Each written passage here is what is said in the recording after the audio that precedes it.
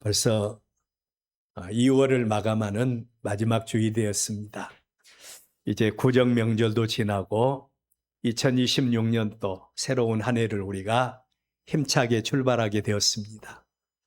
2월 달의 주제는 하나님을 경외함입니다. 우리가 하나님을 경외하는 사람들은 하나님 앞에 어떤 예배자가 되어져야 할 것인가? 2월 첫 주에 하나님의 말씀을 드렸지요. 오늘은 하나님을 경외하고 하나님을 인정하는 하나님의 거룩한 백성들이 드리는 감사, 하나님을 경외하는 자들이 하나님 앞에 어떤 감사를 드려야 할 것인가, 오늘 하나님의 말씀을 드리려고 합니다. 우리가 믿는 하나님은 다른 신들하고 달리 우리의 중심을 보십니다. 그리고 살아계셔서 역사하시는 하나님이십니다.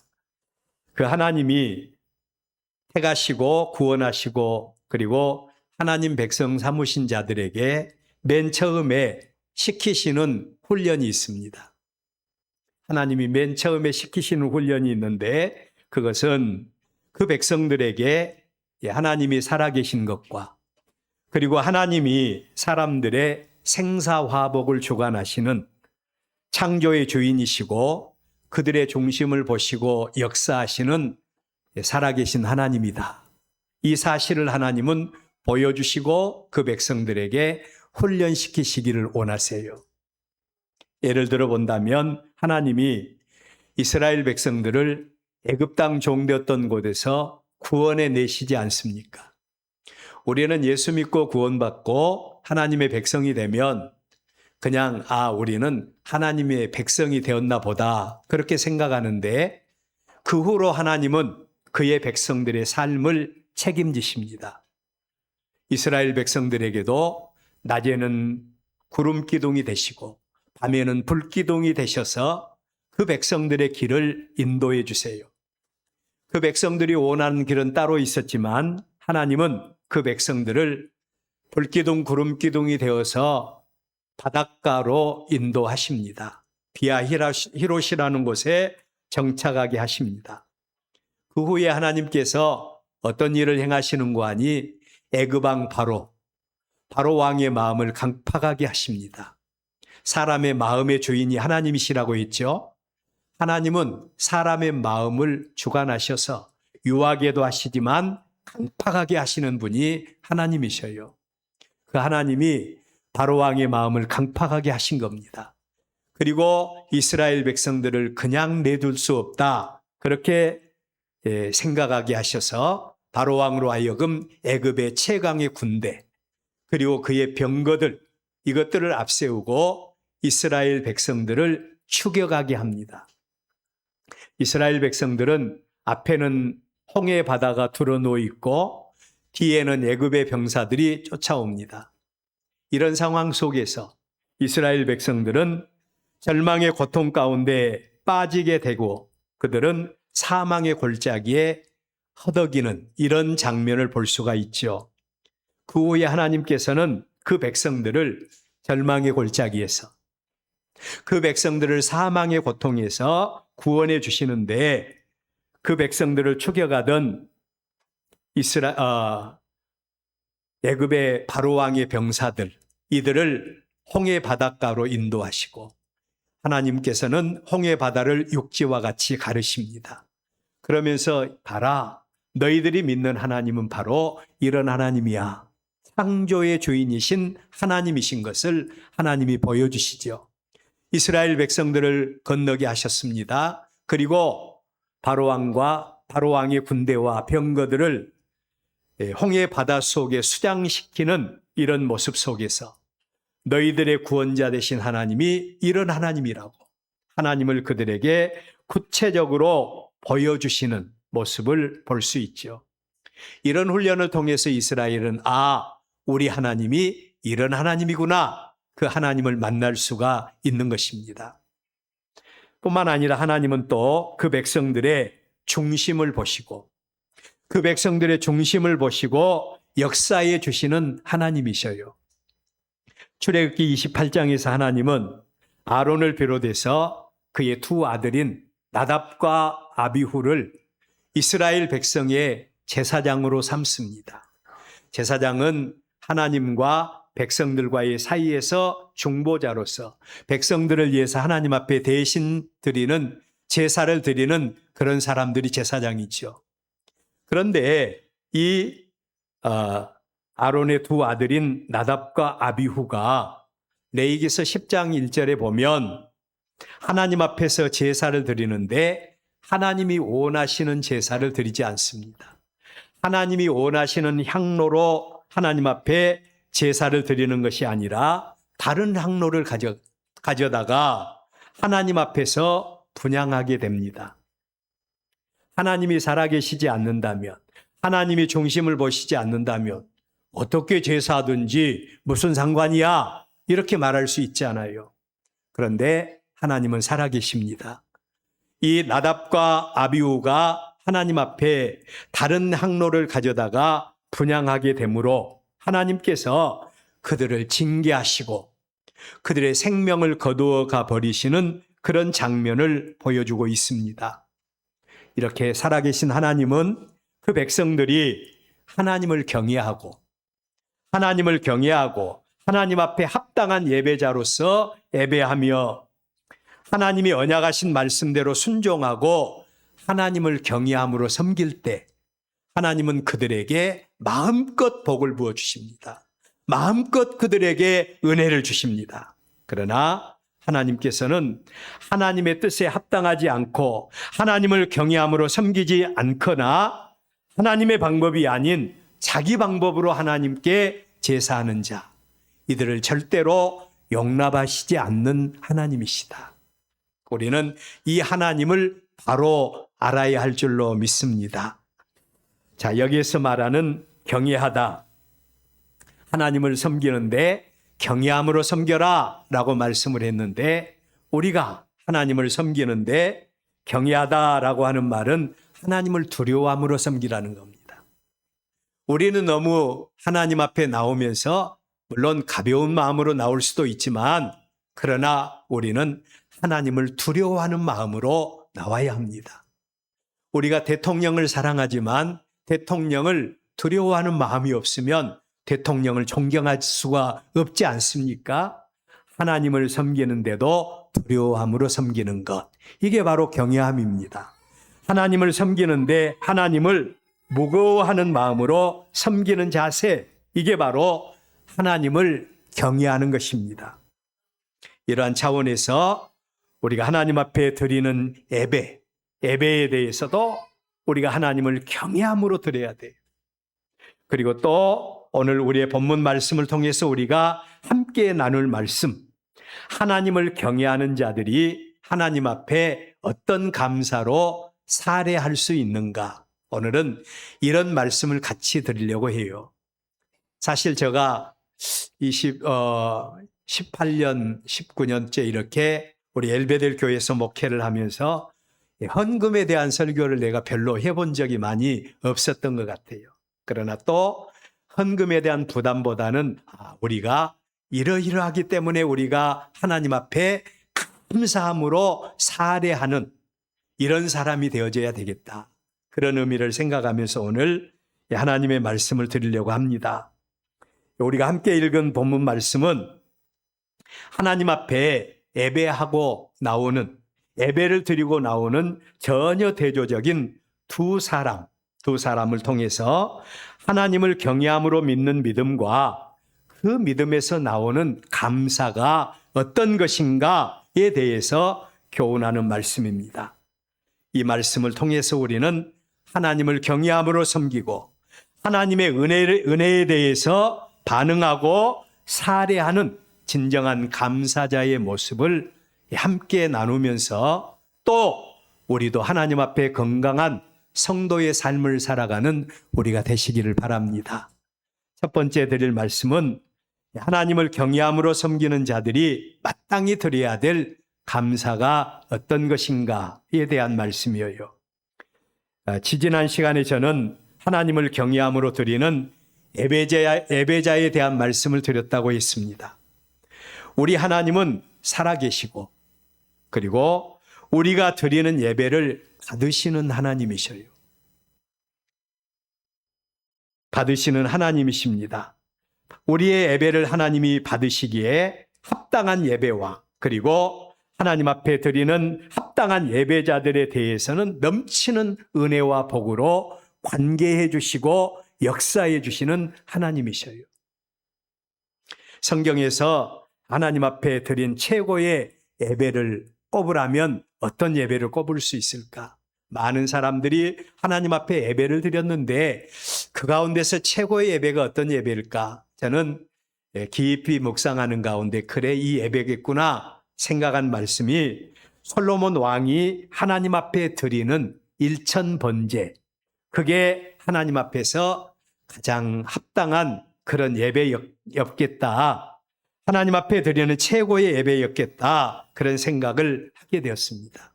참고로 번제는 사람이 하나님 앞에 하나님 앞에 나아가기 위해서 드리는 제사입니다. 사람은 죄로 인해서 하나님 앞에 나갈 수 없어요. 하나님은 의로우신 분이고 사람은 죄인이기 때문에 죄의 싹은 사망이지 않아요. 그래서 사람들은 하나님 앞에 나갈 수가 없습니다. 그래서 이스라엘 백성들은 하나님 앞에 나갈 때 반드시 짐승을 잡아서 피를 흘리는 겁니다. 목을 따서 피를 흘리고 그리고 또한 배를 갈라서 내장을 드러내고 그리고 이 짐승을 하나님 앞에 불로 태워서 드리는 제사, 이게 바로 번제거든요. 이 제사를 통해서 그들은 하나님 앞에 나갈 수가 있었어요. 우리는 어떻습니까? 우리도 마찬가지죠. 우리도 하나님 앞에 나아갈 때 그냥 나가면 하나님의 진노와 심판을 면할 수가 없습니다.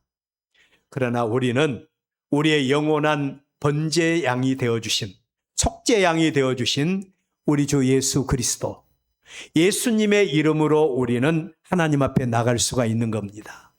예수님의 이름으로 하나님 앞에 나와서 우리 죄 씻음 받고 예수님이 우리의 죄를 덮어주심으로 우리는 하나님의 은혜의 보좌 앞에서 하나님을 만날 수가 있는 겁니다. 여러분, 이 솔로몬이 하나님 앞에 일천번제를 드렸다. 그냥 지나가면서 들으면 쉽게 흘러버릴 수 있는 말씀인데 이 일천번제가 얼마나 귀한 제사인가를 보십시오. 1000마리가 되는 소나 양을 잡아서 하나님 앞에 그것을 각을 떠서 내장을 드러내고 태워서 드리는 제사, 이 제사를 하나님 앞에 드린 겁니다. 그냥 드릴 수는 없지 않아요. 가볍게 드릴 수 없잖아요. 그래서 이 솔로몬이 드린 제사를 하나님 앞에 쏟아붓는 제사였다. 오직 하나님만을 생각하고 오직 하나님만 바라보며 영광을 돌리는 제사가 바로 이 솔로몬의 일천번제라고 할 수 있어요.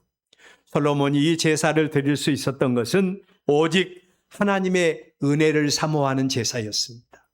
여러분, 우리의 삶 속에 심령이 가난한 자, 애통하는 자, 그들이 복이 있다고 했죠. 왜냐하면 그들이 하나님을 만날 수 있고 그리고 하나님을 볼 수 있기 때문이고 하나님의 위로를 받을 수 있기 때문에 그렇습니다. 그렇다면 우리가 하나님 앞에 나올 때 여러분은 어떤 마음으로 나오셨어요? 가벼운 마음으로 오셨습니까? 아니면 하나님, 우리는 한 치 앞도 내다볼 수 없기에 하나님의 은혜가 필요한 우리이기에 하나님이 은혜 주시지 아니하면 우리는 살아갈 수 없기에 사모하는 심령, 가난한 심령, 하나님의 은혜를 간절히 갈망하는 이런 심령 가지고 하나님 앞에 오셨습니까? 솔로몬은 은혜만을 사모하는 제사로 하나님 앞에 제사를 드렸기에 사람들이 상상할 수 없는 그런 제사 일천번제를 드린 겁니다. 오직 하나님의 은혜만, 도우심만을 갈망하는 제사였습니다. 솔로몬 왕이 하나님을 경외하지 않았더라면 그가 과연 하나님 앞에 이런 제사를 드릴 수 있었겠습니까? 고로 하나님은 그 중심에서 하나님을 경외하는 하나님의 백성, 이런 자들의 예배를 받으시는데 하나님을 경외하는 자들이라면 또 우리도 솔로몬과 같은 이런 예배를 사모하는 자가 되어져야 할 줄로 믿습니다. 이런 예배를 사모해야 됩니다. 그런데 중요한 것은 하나님의 백성들이 하나님 앞에 드리는 제사에서는 반드시 필요한 게 있어요. 그게 뭔고 하니 바로 제물 혹은 또 예물이라는 것입니다. 그 이유는 이 땅에서 하나님의 은혜를 인정하고 하나님 그렇습니다. 공술의 공수거 우리 하나님 앞에 이 땅에 태어날 때 빈손 들고 태어났고 빈손 들고 갈 수밖에 없는데 우리가 누리고 사는 모든 것이 다 하나님의 은혜로 된 것입니다. 이 사실을 믿고 나에게 주어진 모든 것들이 하나님의 은혜라는 사실을 인정하고 그리고 그 은혜에 대해서 하나님 앞에서 반응하는 감사의 표시, 그게 바로 물질로 나타난다는 것입니다. 물질의 봉헌으로 나타납니다. 그렇다면 하나님의 백성이 하나님 앞에 왜 감사의 예물을 드려야 됩니까? 그 이유는 그것이 바로 하나님의 공급하심을 인정하는 증거인 겁니다. 제가 가끔 살면서 듣는 말이 하나 있어요.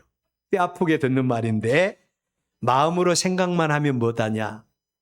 제가 이번에 가만히 생각하고 또 생각해 보니까 제가 말을 잘 하려고 하지 않아요. 그런데 이런 성격이 저희 아버님을 많이 닮은 것 같아요. 저희 아버지도 마음에가 들지 않으면 절대로 말하지 않거든. 저도 그런 것 같아요. 그런데 마음으로만 생각만을 해서는 그 마음이 표출되지 않지 않습니까? 마음이 있으면 반드시 표현을 하는 것. 이게 굉장히 중요한 것 같습니다. 하나님도 마찬가지예요. 그 백성들이 중심에서 하나님을 인정하는 겁니다. 중심에서 하나님을 인정하고 하나님께로부터 나의 나된 것이 하나님의 은혜입니다. 내가 누리고 산 것이 하나님의 은혜입니다. 하나님의 은혜와 축복을 인정한다면 우리 모두가 가장 귀한 것으로 하나님 앞에 반응하며 살해하는 이런 삶을 우리가 살아야 할 것입니다. 하나님도 그 삶을 우리에게 요구하세요. 오늘 우리의 본문에 전혀 대조적인 두 사람이 나오고 있습니다. 한 사람은 당시 유대 사회에서 최고의 부, 최고의 존경을 한 몸에 받고 있던 사람 서기관입니다. 그는 누구보다도 하나님의 은혜를 많이 받고 살던 사람입니다. 우리들 가운데서도 하나님이 어떤 사람에게는 5달란트, 어떤 사람에게는 2달란트, 어떤 사람에게는 1달란트 주셨던 것 같이 우리의 삶의 모습이 각각 다르게 나타나지 않습니까? 어떤 사람은 하나님께로부터 많이 받은 사람이 있어요. 많이 받은 사람, 그리고 또 하나님으로부터 물질적으로나 명예적으로나 신분적으로도 어느 것 하나 빠짐없이 받는 사람이 있을 수 있습니다. 바로 그 사람이 서기관입니다. 반대로 또 한 사람은 가난의 상징이 되는 과부입니다. 그는 누가 보더라도 세상적으로 볼 때 하나님으로부터 받은 것이 하나도 없어 보이는 그런 사람이에요. 우리들 가운데도 안타까워, 다른 사람들이 바라보기에 안타까워 하실 분들도 계세요. 많이 받은 것이 없는 것 같아요. 남들보다도 누리고 사는 것이 없는 것 같고, 그리고 가진 것이 별로 없어 보이는 우리들이 있을 수도 있습니다. 바로 이 과부의 모습이에요. 당시에 이 과부는 가난의 상징입니다. 그런데 그 두 사람이 똑같이 하나님의 성전에서 예배를 드리고 나오는 그런 길입니다. 한 사람은 누가 보더라도 하나님으로부터 많이 받은 사람이었기에 감사의 조건이 참으로 많아 보이는 사람입니다. 한 사람은 누가 보더라도 살아계신 하나님으로부터 받은 것이 별로 없어 보인 사람이에요. 그러니 많이 받은 사람에게 사람을 바라볼 때에 저 사람이 드리는 예배는 당연한 예배라고 생각할 수도 있죠. 하나님이 그렇게 복을 주셨는데, 하나님께서 그렇게 관계해 주셨는데, 공술의 공수거 아무것도 가지고 나오지 못한 우리이지만 오늘의 나의 삶에 이렇게 은혜를 주셨는데 당연히 감사해야지. 당연히 예배해야지. 그런데 또 한 사람은 그렇지 못한 사람이 있었다는 사실입니다. 받은 것이 별로 없어 보이는 그런 사람이에요. 이 두 사람이 하나님 앞에 예배를 드리고 나오는 그런 길이었다는 사실입니다. 여기서 우리가 기억할 것은 하나님이 가장 기뻐하는 사람이 있다면 하나님의 은혜를 아는 사람입니다. 하나님의 은혜를 아는 사람, 하나님은 기뻐하세요. 그리고 그 은혜에 대해서 감사할 줄 아는 사람, 사례할 줄 아는 사람, 그 사람을 하나님은 기뻐하십니다. 그 증거가 오늘 우리의 본문 41절 예수님께서 직접 헌금함을 주목하신 겁니다. 우리의 구주 되신 예수님께서 헌금함을 주목하시고 그리고 하나님 앞에 합당한 사례로 영광 돌리는 그 사람의 헌금을 받으시는, 그리고 또한 그 사람의 헌금에 대해서 평가하시는 그런 장면을 우리의 본문은 보여주고 있는 것입니다. 오늘 하나님을 경외함으로 섬기는 자들이 하나님 앞에 어떤 감사를 드려야 할까요? 하나님이 기뻐 받으시는, 하나님께서 우리에게 베풀어 주신 그 은혜를 알고 최고의 감사로 영광을 돌리는 저와 여러분이 될 수 있기를 바랍니다. 그렇다면 두 번째로, 우리의 예배를 받으신 하나님은 우리가 드리는 감사의 예물을 통해서 어떤 영광을 받으시는가? 우리가 드리는 예물을 통해서 하나님이 어떤 영광을 받으시는가? 오늘 우리의 본문을 통해서 보게 됩니다. 이스라엘 백성들을 가나안 땅에 입성시키신 하나님께서 그 백성들에게 요구하시는 절기가 있습니다. 출애굽기 34장 12절 말씀 혹시 띄울 수 있을까요? 출애굽기 34장 24절 우리 다 같이 한번 읽어봅시다. 시작. 내가 이방 나라들을 내 앞에서 쫓아내고 내 지경을 넓히리니 내가 매년 3번씩 여호와 내 하나님을 배우려고 올 때에 아무도 내 땅을 탐내지 못하리라. 아멘. 여러분, 아주 평범하게 보이는 이 말씀 속에는 이런 깊은 의미가 함축이 되어 있습니다. 첫째로, 하나님이 그 백성들에게 어떻게 관계해 주셨는가? 그 사실이 이 말씀 속에 있어요. 내가, 여기서 말하는 나는 하나님을 의미합니다. 그리고 이방 나라들 앞에서, 이방 나라들을 내 앞에서, 이스라엘 백성들 앞에서 쫓아내고 너의 지경을 넓혀주었다. 누가 했다고요? 하나님이 다 해주셨다고 말씀을 하십니다. 우리의 삶 속에서 우리가 누리고 사는 것, 우리가 잘나고 똑똑한 것 같지만 아닙니다. 하나님이 우리에게 베풀어 주시는 은혜인 줄로 믿습니다. 그리고 두 번째로 또 이 말씀을 통해서 생각할 말씀은 그 하나님의 은혜를 아는 것입니다. 그 하나님의 은혜를 인정하는 자들에게 하나님께서 뭘 요구하시는 거 아니? 매년 3번씩 내 얼굴을 하나님께 보이라고 요구를 하신 겁니다. 3번씩 보여라.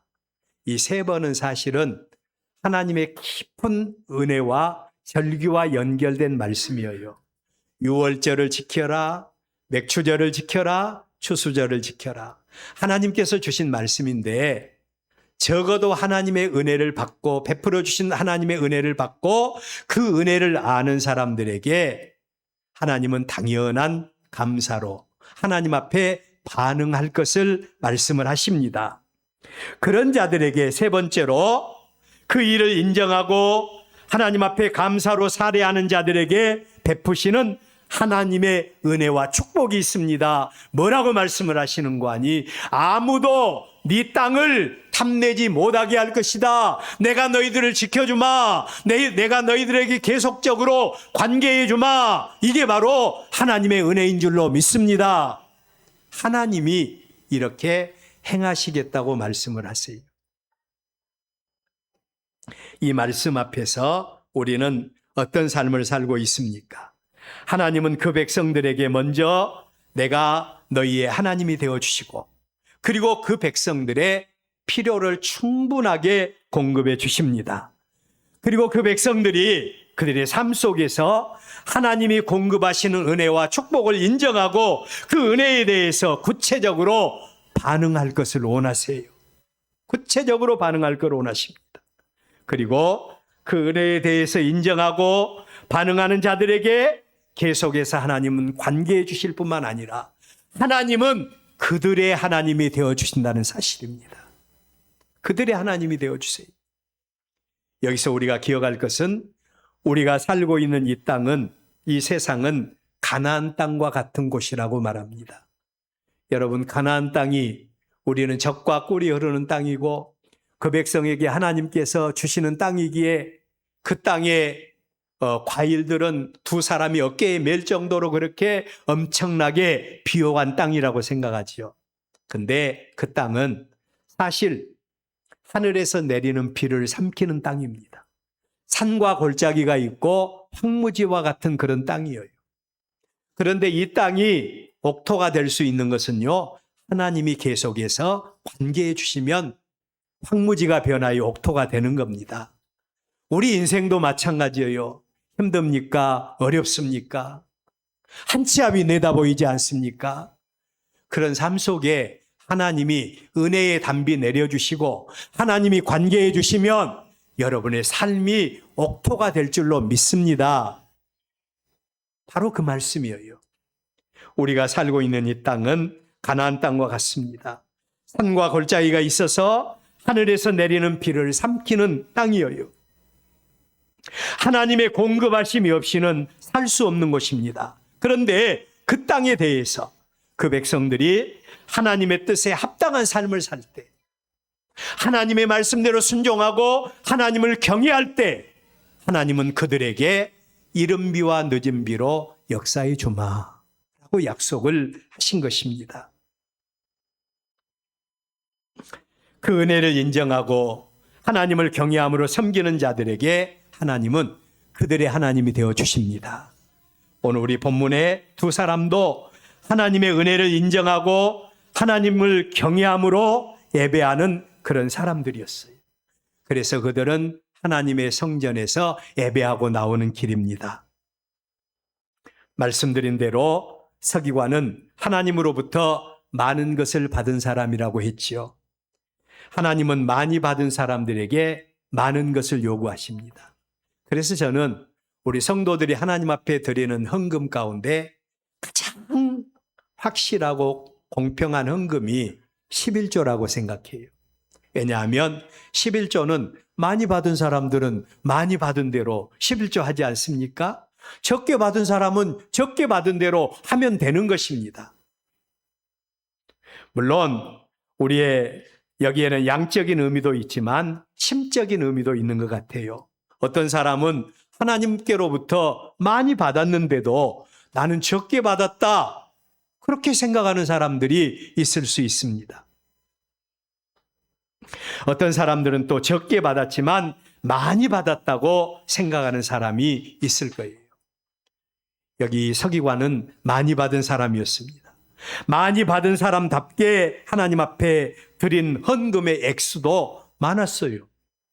그런데 이 사람이 드리는 헌금은 하나님 앞에 드리는 것이 아니라 사람 앞에 드리는 겁니다.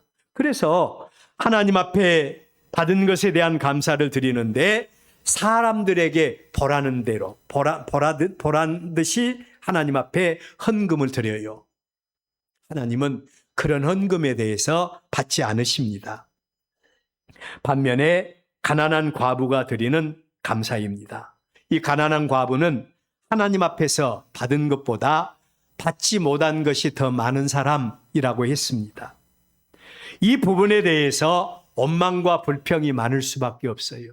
하나님, 같은 사람인데 왜 누구에게는 하나님께서 저렇게 큰 은혜 주시고 많은 것을 채워주시고 부족함이 없도록 채워주시면서 나는 뭡니까? 하나님 앞에 원망할 수도 있는 사람, 이 과부입니다. 감사의 조건이 별로 없어 보입니다.